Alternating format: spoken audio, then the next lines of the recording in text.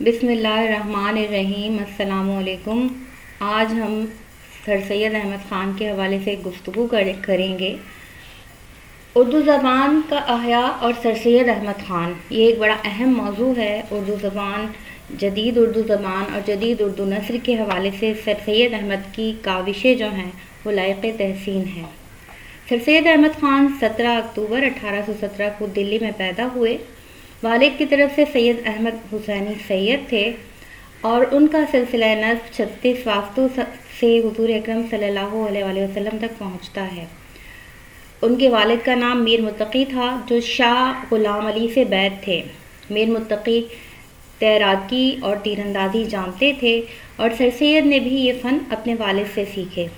سر سید کے نانا خواجہ فرید الدین نہایت لائق، دانشمند، صاحب علم و فضل اور ماہر ریاضی تھے۔ انگریزوں کے عہد میں ایران کے سفیر بھی رہے۔ سر سید کی والدہ عزیز النساء بیگم خواجہ صاحب کی بڑی بیٹی تھی۔ قدرتی طور پر ذہین اور دوسری عورتوں سے زیادہ قابلیت رکھتی تھیں۔ انہوں نے صرف کلام پاک اور فارسی کی ابتدائی کتابیں پڑھی تھیں، لیکن اس کے باوجود زندگی کا بھرپور شعور موجود تھا۔ سر سید کی والدہ نے سر سید کی تعلیم کی نگرانی خود کی اور تربیت پر خاص توجہ دی۔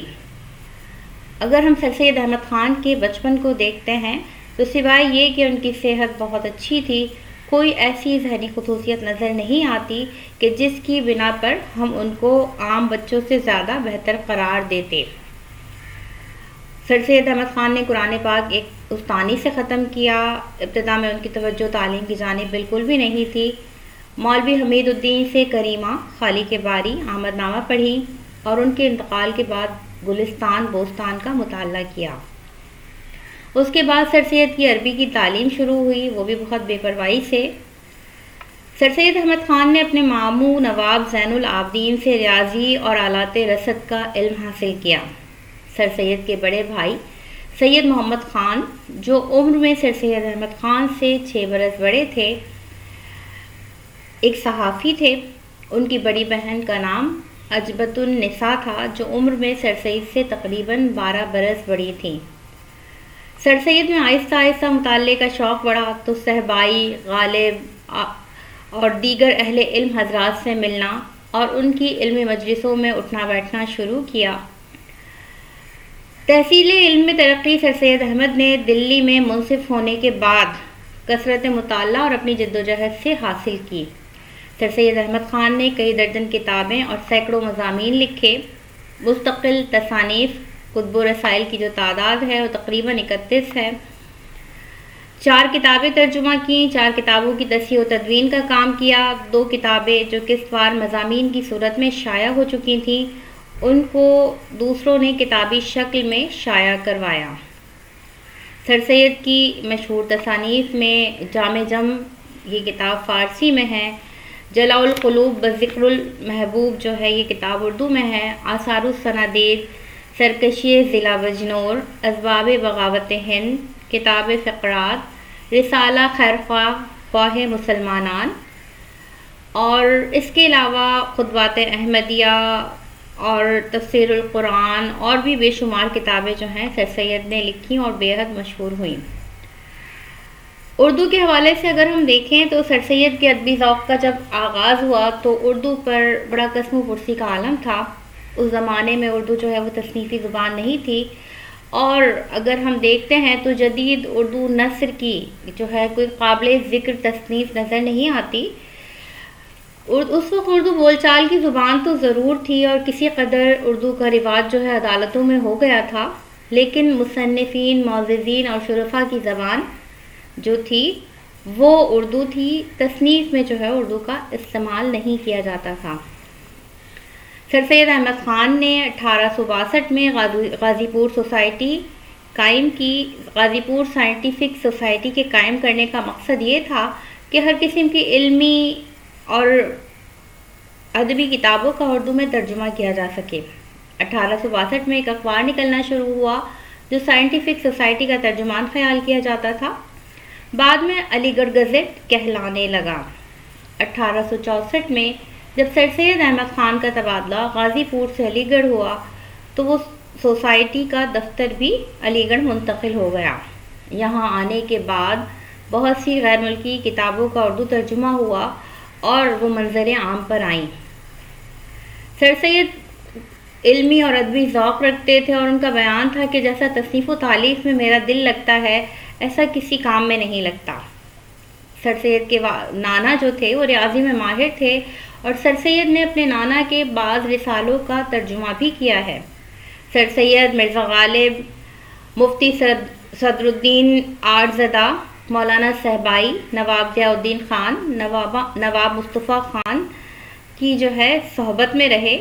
سر سید خود بھی شعر کہتے تھے اور آہی تخلص کرتے تھے۔ سر سید کے بھائی نے سید الاخبار جو ہے 1836-37 کے درمیان جاری کیا تھا اور اس اخبار میں سر سید نے بے شمار مضامین لکھے اور اس دور میں یا اس وقت سر سید کی عمر جو تھی وہ 18-19 برس ہوگی۔ تحقیق کے حوالے سے دیکھا جائے تو سر سید کی پہلی کتاب آثار الصنادید 1847 میں منظر عام پر آئی۔ اس وقت سر سید کی عمر جو تھی وہ 30 برس تھی اور یہ کتاب جو ہے دہلی کی عمارتوں پر بڑی اعلیٰ درجے کی تحقیق تھی اور بڑی غیر معمولی محنت اور صحت کے ساتھ لکھی گئی تھی۔ سر سید کا دوسرا علمی کارنامہ آئین اکبری کی تصحیح و ترتیب ہے۔ آئین اکبری اپنی نوعیت کی ایک منفرد کتاب ہے۔ اس کتاب کی زبان اور طرز بیان نرالا ہے اور اس کتاب کی تصحیح و ترتیب جو ہے وہ آسان کام نہیں تھی۔ انہوں نے متعدد نسخے جمع کر کے ان کی تصحیح کی اور اصل کتاب میں جو خامیاں تھیں انہیں دور کیا۔ غلطیاں جو فاضل مصنف سے ہو گئی تھیں اس کی اصلاح کی، کئی سو سکوں کی تصویریں درج کیں اور ان کے دونوں جانب جو الفاظ تھے وہ نقل کیے۔ مصوروں سے تصویریں بنا کر موقع کی مناسبت سے ان تصاویر کا اضافہ کیا۔ غرض کوئی آئین ایسا نہ چھوڑا کہ جس کی تصویریں نہ دی ہوں۔ یہ جدید طریقہ تحقیق تھا جس سے مشرق میں کوئی آگاہ نہ تھا۔ سر سید کے ایسے کاموں کی مغرب میں بڑی قدر ہوئی۔ تصنیف و تالیف کا سر سید کو ابتدا ہی سے شوق تھا۔ سر سید کا بڑا احسان اردو زبان پر ہے۔ سر سید کی تصنیف و تالیف کا زمانہ 1840 سے شروع ہوتا ہے۔ جس وقت انہوں نے لکھنا شروع کیا اس وقت فسانہ عجائب جیسی مسجع اور مقفع عبارتوں والی کتابوں کا دور تھا۔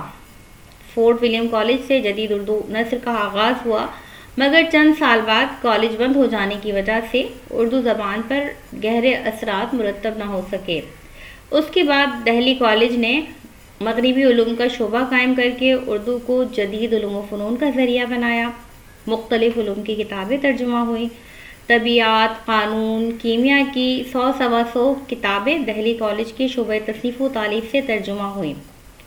1857 کے انقلاب کے بعد کالج کی حالت ابتر ہو گئی اور جب دلی کالج کا تعلق پنجاب سے ہوا تو کچھ عرصے بعد یہ کالج برخاست ہو گیا یا ختم ہو گیا۔ سر سید کے اردو زبان پر احسانات کے حوالے سے مولوی عبدالحق لکھتے ہیں کہ انہوں نے زبان کو پستی سے نکالا، انداز بیان میں سادگی کے ساتھ قوت پیدا کی، سنجیدہ مضامین کا ڈول ڈالا، سائنٹیفک سوسائٹی کی بنیاد رکھی۔ سر سید احمد خان نے اردو زبان کو رہنمائے حیات بنایا اور ادب کے لیے وہ کام کیے کہ اس میں آفاقی انداز پیدا ہو گیا۔ انہوں نے خود مضمون نگاری کا آغاز کیا، صحافت کو ترقی دی اور ملک میں ایک ایسا باخبر حلقہ پیدا کیا جو نئی ضروریات اور وقت کے تقاضوں سے باخبر تھا۔ اگر یہ تہذیبی تحریک نہ ہوتی تو شبلی مولوی شبلی رہتے اور مہدی آفادی کے الفاظ میں تاریخ کے معلم اول نہ بنتے، آزاد کی کوششوں کو فروغ حاصل نہ ہوتا اور حالی کی مارکت الآراء مسدس مدجزر اسلام نہ لکھی جاتی، مقدمہ شعر و شاعری جیسی تصنیف تخلیق نہ ہوتی، نذیر احمد کی تمثیلی قصے واقعیت اور مقصدیت کا آغاز نہ کرتے۔ مسلمانوں کی زبان اردو تھی اور جب تعلیم یافتہ طبقے نے اردو کو چھوڑ کر جدید ہندی کو اختیار کیا تو سر سید نے اعلانیہ کہہ دیا کہ اب ہندو اور مسلمان الگ الگ ہو جائیں گے، یعنی کثرے پاکستان میں پہلی اینٹ اردو زبان نے رکھی۔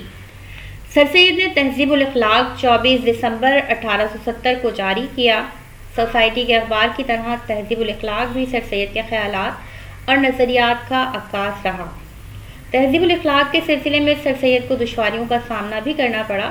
لیکن بحیثیت مجموعی مسلمانوں کو فائدہ بھی ہوا، قومیت کا خیال ہوا، تعصب کم ہوا، ذہنی بیداری عمل میں آئی، تعلیم و تربیت پر بھی اثرات مرتب ہوئے۔ تہذیب الاخلاق کے مضامین شعبۂ زندگی کے مختلف پہلوؤں کا احاطہ کرنے لگے۔ علی گڑھ تحریک نے مسلمانوں کو قنوطیت سے نکالا، سنجیدہ علمی اور ادبی کاموں کے لیے اردو زبان کا استعمال کیا۔ سر سید اور علی گڑھ تحریک کا سب سے نمایاں پہلو یہ ہے کہ اس تحریک کے تحت ادب کو فروغ ملا۔ اردو میں سوانح نگاری کے بنیادی خد و خال سر سید کی تصانیف سلسلۃ الملوک اور سیرت فریدیہ میں ملتے ہیں۔ سر سید کے رفقا حالی اور شبلی نے اسی نشان کی روشنی میں اس فن کو جلا بخشی۔ حالی نے 3 سوانح عمریاں لکھیں: یادگار غالب، حیات سعدی اور حیات جاوید، جبکہ شبلی نے المامون، سیرت النعمان، الفاروق، الغزالی، سوانح مولانا روم، سیرت النبی لکھ کر سوانح نگاری کو بام عروج پر پہنچایا۔ سر سید نے خود تنقید کے فن پر کوئی باقاعدہ تصنیف نہیں کی، مگر ان کے خیالات میں تنقیدی رجحانات کا ذکر ملتا ہے۔ ان کا بنیادی تصور یہ تھا کہ اعلیٰ تحریر وہی ہے جس میں سچائی ہو، جو بات دل سے نکلے وہ دل میں اترتی چلی جائے۔ سر سید نے ادب کی دوسری اصناف کی طرح تنقید میں بھی نیچرل کا اصول رائج کیا۔ اردو کے تنقیدی نظریات میں سب سے پہلے سر سید ہی نے واضح کیا کہ انشاء میں اصل چیز مضمون ہے۔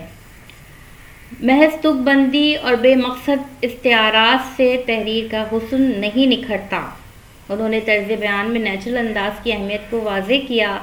اردو نثر میں مضمون نگاری کی ابتدا اور فروغ کا صحرا سر سید اور تہذیب الاخلاق کے سر ہی جاتا ہے۔ سر سید سے پہلے سیاسی، سماجی، معاشی اور معاشرتی مسائل پر سنجیدہ مضامین لکھنے کا رواج نہیں تھا۔ اردو میں مضمون نگاری کی ابتدا کا صحرا بھی سر سید ہی کے سر جاتا ہے۔ سر سید نے اردو شاعری میں روایتی اصناف اور ان کے روایتی موضوعات پر سخت تنقید کرتے ہوئے وقت کے تقاضوں کے مطابق نئی اصناف کو فروغ دینے کی وکالت کی۔ اردو زبان میں مغربی علوم کے ترجمے کروانے کے سلسلے میں بھی سر سید کا نام سر فہرست ہے۔ یہ اس دور کی ایک اہم ضرورت تھی جسے سر سید نے محسوس ہی نہیں کیا بلکہ پورا کرنے کی کوشش بھی کی۔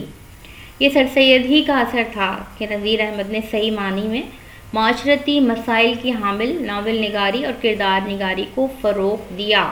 اسی طرح مولوی سکا اللہ نے تاریخ اور نیچرل سائنس پر اپنی نگارشات قلم بند کی۔ خاص طور پر کالج کے طلباء کے لیے ان کی تحریر کردہ تاریخ اور ریاضی کی کتابیں بہت مقبول ہوئیں۔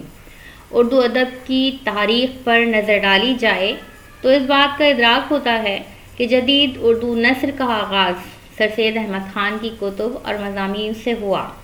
سر سید ابتدائی سے علمی اور ادبی ذوق رکھتے تھے۔ علماء اردو کی محفلوں میں شرکت کرتے تھے جس سے ان کا ادبی ذوق نکھرتا چلا گیا۔ تحقیق سر سید کی سرشت میں موجود تھی۔ ابتدائی میں انہیں اپنے بڑے بھائی کے اخبار سید الاخبار میں لکھنے کا موقع ملا، پھر ساتھ ساتھ تحقیقی اور تدوینی کتب کا سلسلہ بھی جاری رہا۔ آثار السنادید، آئین اکبری، تاریخ فیروز شاہی سر سید کی مثالی تحقیق کا ثبوت ہیں۔ اردو میں سوانح نگاری کے ابتدائی آثار سر سید کی سیرت الملوک اور سیرت فریدیہ میں ملتے ہیں۔ تنقید پر ان کی براہ راست کوئی کتاب نہیں، مگر ان کے تنقیدی تصورات واضح تھے۔ اردو میں مضمون نگاری کی ابتدا کا صحرا سر سید احمد خان اور تہذیب الاخلاق ہی کے ذمے ہے۔ سر سید نے اردو شاعری میں روایتی موضوعات کی مخالفت کرتے ہوئے مقصدیت کو فروغ دیا۔ سر سید نے جدید علوم کے تراجم پر توجہ دی۔ شبلی کی تاریخ نویسی ہو یا خالق کی سوانح نگاری، ذکا اللہ کی تاریخ نگاری، نذیر احمد کی ناول نگاری، اردو صحافت، ہر جگہ ہمیں اردو زبان سر سید کے احسانوں کے بوجھ تلے دبی نظر آتی ہے۔ سر سید نے سادہ اور عام فہم انداز اپنا کر اردو زبان کو ایک نیا رنگ عطا کیا۔ یہ تھا سر سید کے حوالے سے ایک مختصر مضمون جس کے ذریعے ہم نے سر سید کی شخصیت کے مختلف پہلوؤں کی عکاسی کرنے کی کوشش کی ہے اور خاص طور پر اردو زبان کے حوالے سے سر سید کی خدمات پر روشنی ڈالی ہے۔ امید ہے کہ یہ مضمون یا یہ لیکچر آپ کو پسند آیا ہوگا۔ اگلے لیکچر تک کے لیے اللہ حافظ۔